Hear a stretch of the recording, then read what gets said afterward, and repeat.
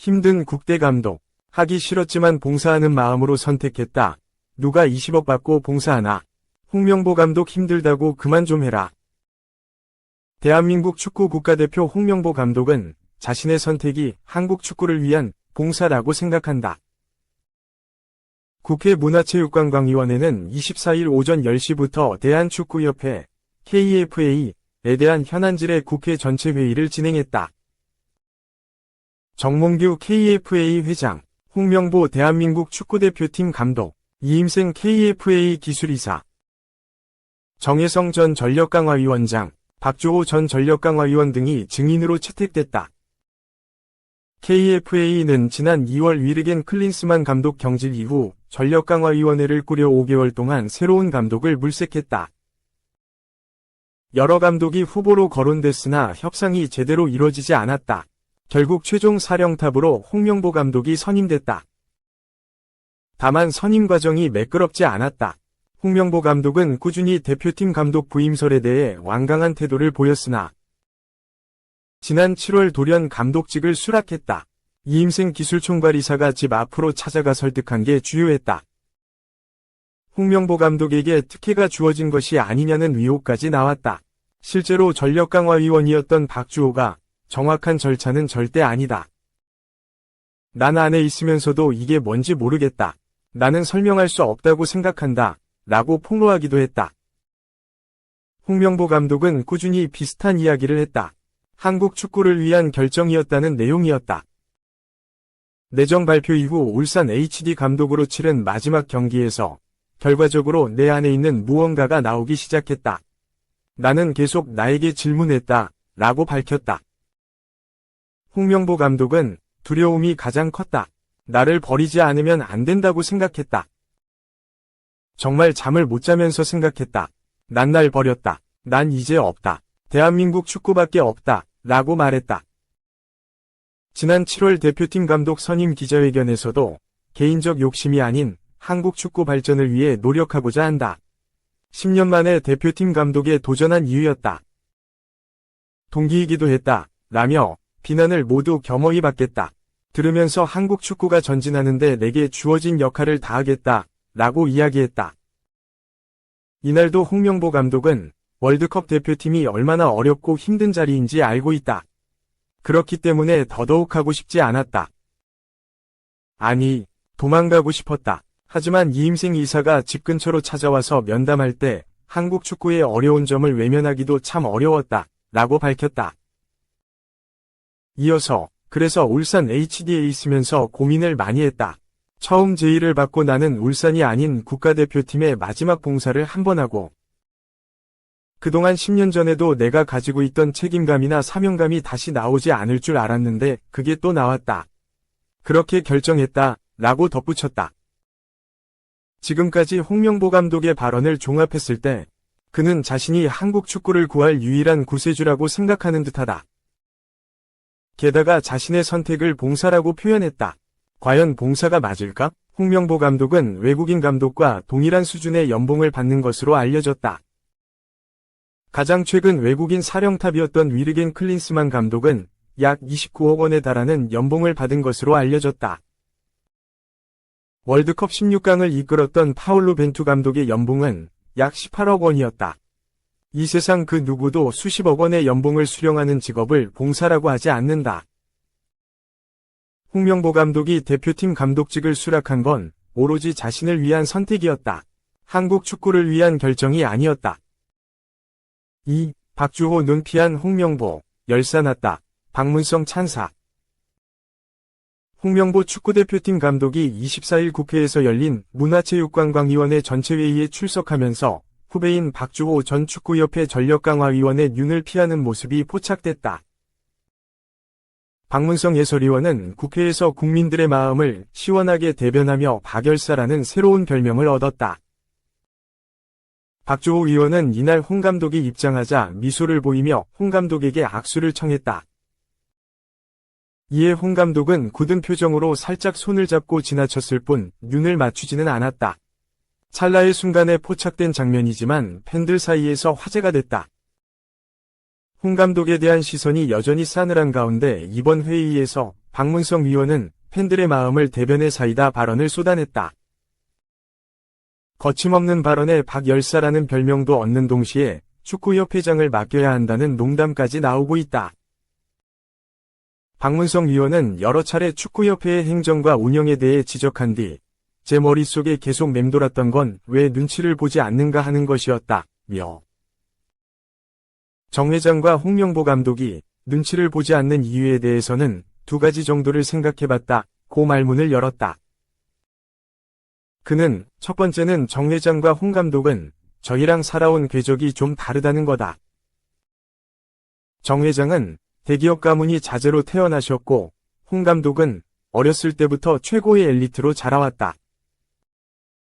일반적으로 살아가는 사람들의 생각과는 다른 생각을 할 수 있겠구나. 그래서 우리들의 눈치를 보지 않는구나. 이런 생각을 했다. 고 말했다. 이어 두 번째로 밖에 있는 사람들이 축구협회에 구체적으로 개입할 수가 없기 때문이라며 예컨대 축구협회 내 인사권에 우리 일반인은 전혀 개입할 수 없다. 아무리 국민들이 팬들이 경기장에서 정몽규 아웃, 홍명보 아웃을 외쳐도 협회 입장에서는 그래서 어떻게 할 건데 하는 것이라고 주장했다.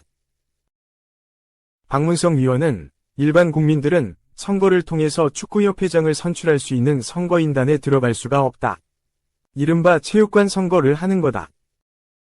자기 편 사람들만 체육관에 모아놓고 투표를 하면 되기 때문에 일반적인 팬들과 국민의 눈치를 보지 않는 것이라며 축구협회는 국민이 선출한 국회의원의 눈치도 보지 않는다. 정치권이 축구협회 인사권에 자꾸 개입할 경우 피파가 월드컵에 못 나오게 한다고 겁박을 준다. 팬들의 눈치도 보지 않고 국민들이 선출한 국회의원의 눈치도 보지 않으면 대체 어디 눈치를 보겠다는 건가?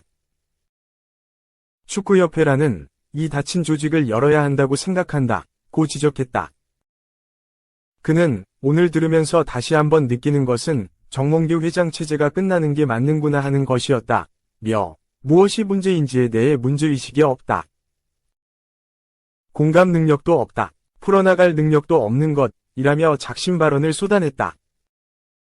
그는 축구협회의 무능력, 무원칙, 불공정은 하나의 어떤 사건이 아니라 지금 정몽규 회장 체제가 이어지는 한 계속 반복될 수밖에 없다. 팬들도 국민들도 이제는 정 회장 체제가 끝나야 하지 않을까 하고 재확인하셨을 거라 생각한다고 말했다. 박주호 위원도 유력한 후보로 거론됐던 제시 마치 캐나다 축구대표팀 감독과 관련해 선임 과정에 대해서는 이 감독이 왜 1순위인지 그리고 모두가 동의하는지에 대한 과정을 거쳤다면서 마지막 9에서 11차 회의에서는 빠르게 그만하자는 이야기도 있었다. 지금도 이해가 안 된다. 이건 투표가 아니고 각자 개인이 좋아하는 감독을 뽑는 복수 투표였다고 비판했다. 이임생 기술총괄이사는 홍 감독 선임에 대해 전력강화위원 5명 모두의 동의를 구했다고 설명했다. 그러나 이에 대해 박주호 위원은 이임생 이사와 1분가량 통화한 것으로 기억한다. 동의를 구하는 이야기를 나눴지만 제가 느끼기엔 통보에 가까웠다. 면서 축구협회 비판에 힘을 실었다. 3. 국회 출석해 문체위 현안 질의 마친 정몽규. 제대로 설명 못한 것 같아 죄송.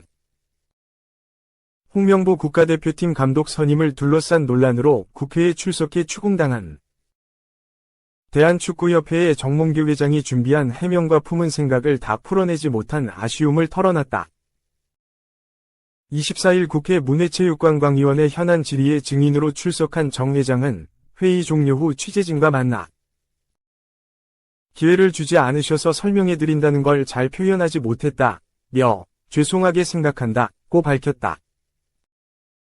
홍 감독 선임 논란을 비롯해 현안 질의 내내 지적받은 각종 사안에 대해서는 앞으로 생각해보겠다. 내일 모레 문화체육관광부 감사 결과가 나온다고 하니 그것도 보겠다고 말했다. 그러면서 함께 출석한 정혜성 전 국가대표 전력강화위원장, 이임생 기술총괄이사를 향해 미안한 마음도 전했다. 정 회장은 두 분이 많이 스트레스를 받으면서 애를 쓰셨는데 그게 굉장히 안타깝다. 며 표현을 잘 못하신 부분이 있는 것 외에 순수하게 잘못되라고 한 게 아닌데 지금까지 받아보지 못한 그런 스트레스가 있었던 게 아닌가 싶다고 말했다. 더불어민주당 민영배 위원이 절차적 정당성에 중대한 흠결이 있는 방식으로 대표팀 사령탑 선임 작업을 진행했다 질타한 이 이사는 울먹인 끝에 돌발적으로 사퇴 의사까지 밝혔다. 이 이사의 사퇴 의사를 수용할 것이냐는 질의에 정 회장은 한번 토의해보겠다. 본인이 너무 억울하고 힘들어한다. 며 건강이 상당히 걱정된다. 건강이나 좋았으면 한다. 고 말했다. 앞서 현안 질의 내내 사선 도전 여부를 질문받은 정 회장인 매번 심사숙고하겠다며 즉답은 피했다. 정 회장은 내 거취 문제에 대해서는 신중하게 대한민국 축구 발전을 위해 모든 가능성을 열고 심사숙고해서 결정하도록 하겠다고 말했다. 이는 최근의 행보가 사선 도전을 위한 게 아니냐는 의원들의 지적에 대한 답변이다. 정 회장은 내 모든 축구 관련 활동이 연임을 위함이라고 말씀하신 것에 대해 동의하기 어렵다. 며 결국 역사가 평가해주지 않을까 생각한다고 말했다. 2013년부터 대한축구협회를 이끌어온 정 회장은 올해 세 번째 임기를 마친다. 정 회장은 아직 공개적으로 사선 도전 여부를 밝힌 적은 없다. 하지만 정 회장이 지난 5월 아시아축구연맹 AFC 집행위원으로 선출, 축구 외교 무대에 복귀하면서 사선 도전에 나설 것이라는 관측이 우세해졌다. 체육단체장은 3년임부터는 대한체육회 스포츠공정위원회의 심의를 통과해야 도전할 수 있다. 단체장이 국제단체 임원 자리를 가지면 스포츠공정위 심의를 통과할 가능성이 커진다. 정 회장은 최근 대한축구협회가 추진 중인 천안축구종합센터 건립 역시 자신의 거취와 무관한 것으로 한국 축구의 필수 인프라를 정비하는 작업이라고 설명했다. 정 회장은 축구종합센터는 국가대표 선수뿐만 아니라 지도자, 심판, 각종 대회를 위해서 꼭 필요하다. 인프라 투자로서 앞으로 상당히 중요하다고 생각된다고 말했다. 그러면서 한국 축구 간판이자 국가대표팀 주장인 손흥민, 토트넘, 지난 10일 오만전 직후 서울 월드컵 경기장의 잔디 상태를 지적한 상황을 언급하며 천안축구종합센터 등 인프라 확충의 필요성을 강조했다.